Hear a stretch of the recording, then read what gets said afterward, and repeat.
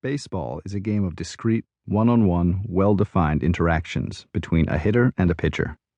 And while current-era data analysis has expanded our understanding well beyond what was happening in 1980, especially on the defensive side of the sport, it's still a much simpler sport to analyze than basketball, in which each play on the court involves 10 players moving in dynamic, undefined, and unlimited patterns.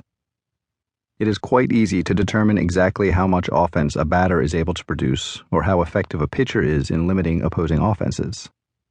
It is much more difficult to accurately assess the value of individuals in a sport of team-based actions. That whole series of factors created a market opportunity that Guth was eager to step into. To my knowledge, there wasn't a heck of a lot of statistical analysis on basketball, and I migrated from other things I was doing because it looked like a wide-open field at the time, Guth said.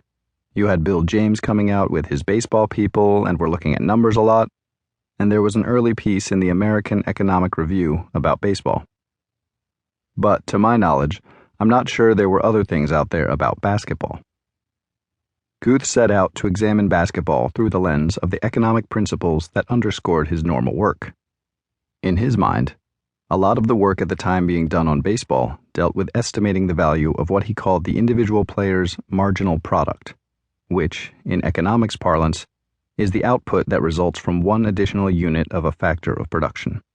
In his mind, a lot of the work at the time being done on baseball dealt with estimating the value of what he called the individual player's marginal product, which, in economics parlance, is the output that results from one additional unit of a factor's production.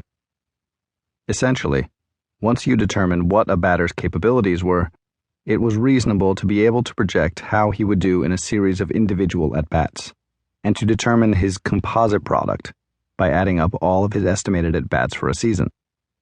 Additionally, while baseball games are constrained by outs, they are not constrained by a particular number of at-bats, or production units, so to speak. Because of its team-based, dynamic nature, basketball isn't nearly that linear and is much more complicated. The other 4 players on the court with a particular player directly impact his ability to produce, for better or worse.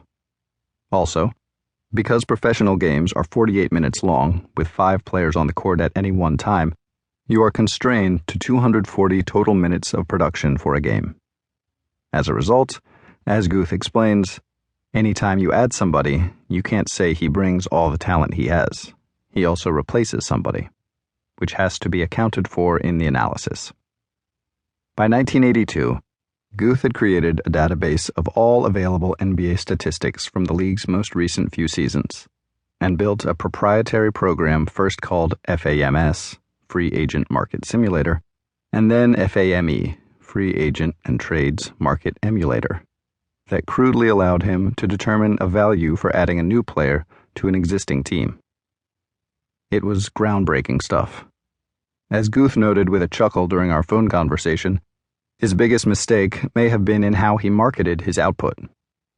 I should have called the stat wins against replacement, he said, paraphrasing a calculation that's now commonly used in sports in similar replacement analyses. WAR is a fundamental Economics 1 concept, adapted to the reality of sports, which over the course of the season is pretty well set. As detailed in an August 1982 Sports Illustrated article written by now famed basketball writer Alexander Wolf, Guth became most well known for his analysis concerning Moses Malone, the league's reigning MVP and future Hall of Fame center, who, at the time, was a free agent after having completed his contract with the Houston Rockets.